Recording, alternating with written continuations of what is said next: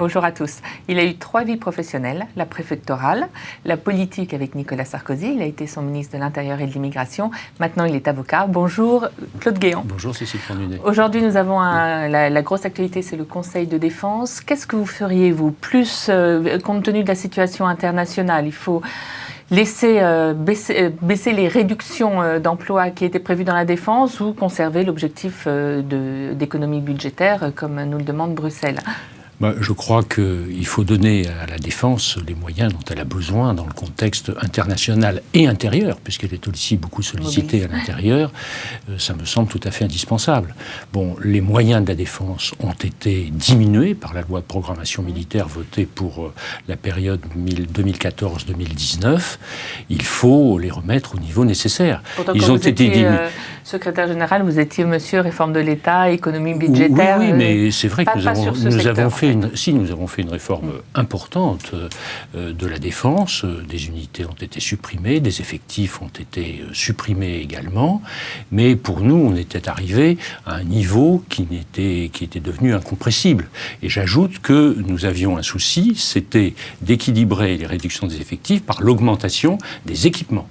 Et aujourd'hui, il y a une diminution des effectifs de nos équipements. Je rappelle que la programmation, l'enveloppe budgétaire de la loi de programmation précédente était supérieure à l'enveloppe qui est prévue pour la période 2014-2019. De surcroît, pour la période 2014-2019, on démarre les premières années à un niveau qui est inférieur à la moyenne des 5 ans, ce qui est déjà préoccupant. Et puis, on n'inscrit pas non plus tous les crédits correspondant à ce qui est prévu. Aujourd'hui, il manque 2,2 milliards. Nos équipements aujourd'hui souffrent énormément. Il faut plutôt mettre à l'accent cause sur de les équipements ou les effectifs aujourd'hui? Je crois que les deux sont en cause aujourd'hui, parce que le gouvernement socialiste a prévu de réduire de nouveau de 34 000 les effectifs de la défense. Le président de la République a déjà dit qu'il réduisait ces 34 000 de 7 500. Sans doute, c'est ce que j'espère aujourd'hui, il y aura une décision qui permettra de sauvegarder encore plus d'effectifs. Mais c'est très important parce que, prenons une référence très simple. Nos armées aujourd'hui, la défense plus exactement, la défense c'est 280 000 hommes et femmes, dont 215 000 soldats. Donc si on en enlève 34 000, ça fait une saignée qui est tout à fait importante. Et j'insiste sur les équipements parce que nos matériels s'usent dans les engagements africains très vite. Un hélicoptère qui est engagé dans le Sahel souffre énormément. On met un peu en danger nos soldats. Les véhicules blindés qui sont au Sahel font des centaines et des centaines de kilomètres parce que les pays sont immenses, dans des conditions très difficiles. Et il faut absolument qu'on se remette à niveau. C'est indispensable. Et on a raison de mobiliser tant de militaires sur le sol national après les attentats? Je crois qu'un pouvoir politique, de toute façon, ne peut pas faire autrement. On peut s'interroger sur l'utilité réelle, mais de toute façon, je pense que l'opinion a besoin de se sentir protégée et il n'y a pas de débat. Alors on peut faire les choses de façon plus ou moins mobile, plus ou moins statique, mais je crois que ça répond à une attente et par conséquent il faut le faire. Il y a la loi renseignement qui fait pas mal de débats, qui va être votée le 5 mai, mardi prochain.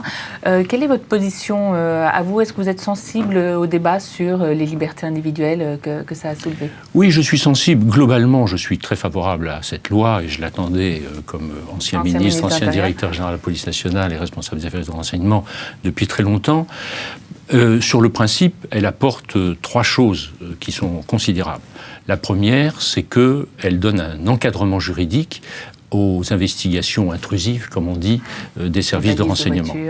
Deuxième argument, c'est un apport aussi très considérable, elle donne une protection, ce faisant, à nos services de renseignement. J'ai toujours considéré que c'était absolument anormal que nos agents de renseignement, qui font un travail difficile, vraiment utile pour la sécurité de notre pays, soient, si vous me permettez, sans filet. Ils sont lâchés à eux-mêmes et la loi ne les protège pas. Et troisièmement, comme nous aurions cet encadrement, cette protection, eh bien, il y aurait plus de moyens engagés sur les priorités de renseignement. Il y a une priorité qui me semble absolument incontestable, c'est la lutte contre le terrorisme. Je n'ai strictement aucune réserve à ce propos. J'ajoute même que cette loi aurait pu être l'occasion d'adopter des dispositions pour renforcer sur d'autres plans la lutte contre le terrorisme. Vous vous souvenez que le président de la République, le gouvernement, avait appelé l'opposition dans un mouvement d'union nationale à faire des propositions en indiquant que des propositions utiles seraient reprises. reprises. Rien n'a été repris, notamment bien que les propositions aient été sur faites. les gens qui consultent les sites djihadistes. Oui, il y a ça. Il y a aussi quelque chose qui me semble très important, c'est de faciliter les expulsions d'étrangers, je dis bien d'étrangers, qui se livrent à des incitations à la haine, des provocations au djihadisme, français, etc. On le voit bien. Oui, mais s'ils sont étrangers, voilà. Bon, autre chose, c'est la déchéance de nationalité de ceux qui sont binationaux et qui rentrent du djihad. Ils ont foulé aux pieds les valeurs de la République, ils ont bien montré qu'ils n'avaient aucun intérêt. Il y en a combien, par exemple, qui auraient pu être concernés par ça depuis ces dernières années, de rentrer du djihad avec une binationalité? Je pense qu'il y en a plusieurs dizaines. Il y en a plusieurs dizaines. Cela dit, donc vous êtes... Cela étant, voilà, effectivement, vous êtes mesuré, je reviens au propos principal. La loi ne prévoit pas comme champ de régularisation de ces investigations intrusives que le terrorisme.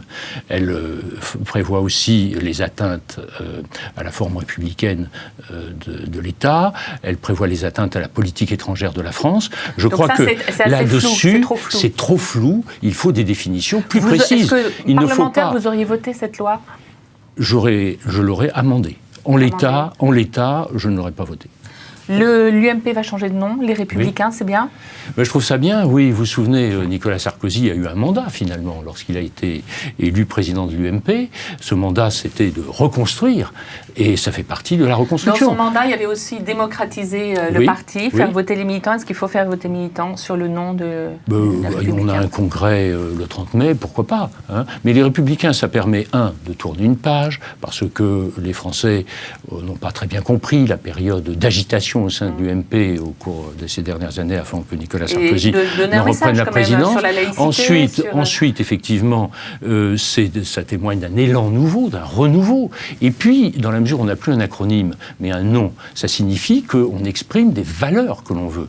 Et vous savez, je mets ce nom en correspondance avec un discours qui m'a semblé tout à fait fondateur et très très important de Nicolas Sarkozy, tenu à la porte de Versailles pendant la campagne pour la présidence de l'UMP. Ce discours était entièrement consacré à la République, et il disait ce que c'était pour lui que la République. C'était un message politique d'une force extraordinaire qui peut se décliner dans un véritable programme, et je crois que c'est mobilisateur et c'est rassembleur. Merci Claude Guéant. Je vous en prie.